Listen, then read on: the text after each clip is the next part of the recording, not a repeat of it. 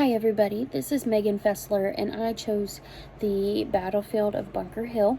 I think this this event is pretty essential to the Revolutionary era. This is where the British kind of just realized that the Americans meant business and they weren't going to back down. This battle happened on June 17th, 1775, right after the Lexington and Concord battle. After the Americans had won, the British were retreating to Boston, and the Americans were following them. Eventually, there would be 2,400 Americans and 3,000 British fighting in this war. So, the British had a little bit more people fighting in this war, in this battle. And eventually, the Americans would run out of gunpowder and we would have to retreat. But that's not the part that is interesting.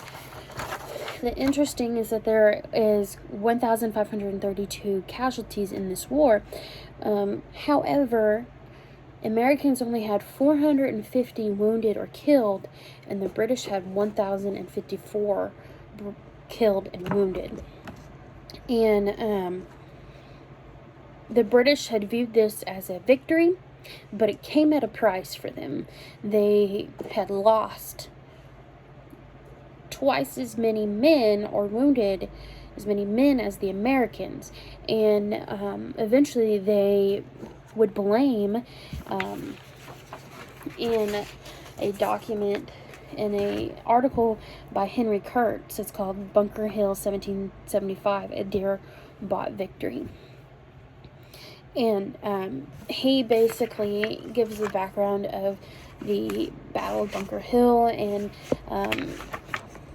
in this article it states that that many historians and military critics ultimately blame General Howe for his rigid adherence to what the Americans could do. Basically, he underestimated that the Americans could come back and fight and, do what they needed to do in order to show England, to show the British that we're not backing down, and we're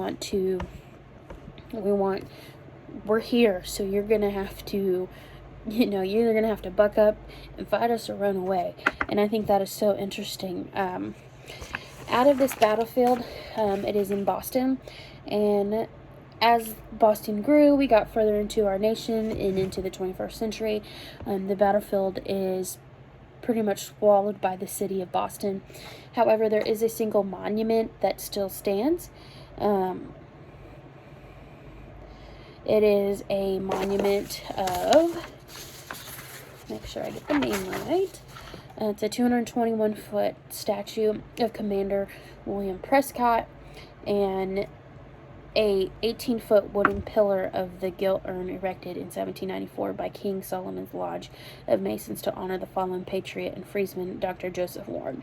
So this statue, this monument actually took, in this construction, it halted. The construction halted twice, which is pretty interesting, because of lack of funding, mainly.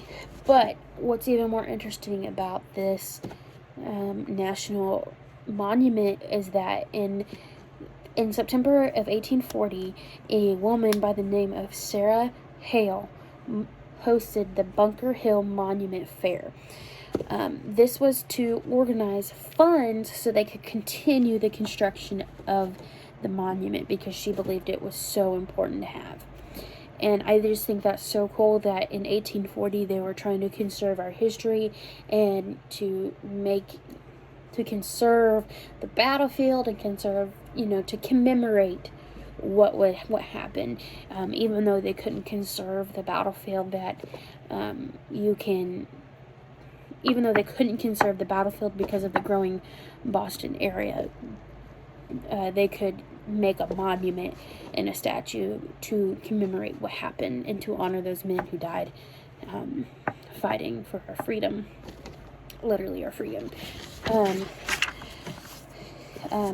there are stuff that is still going on to conserve battlefields. In one of the sources I found, it's by battlefields.org. You can actually go on there and donate to the battlefields of our American history, from American Revolution to the Civil War to the War of 1812, in order to conserve those battlefields. These people are an organization that does nothing but conserve battlefields. And I think that'd be really cool to go see in Boston, to see the monuments and to see what else is out there in the Revolutionary era. Thanks for listening. I hope you learned something. Bye.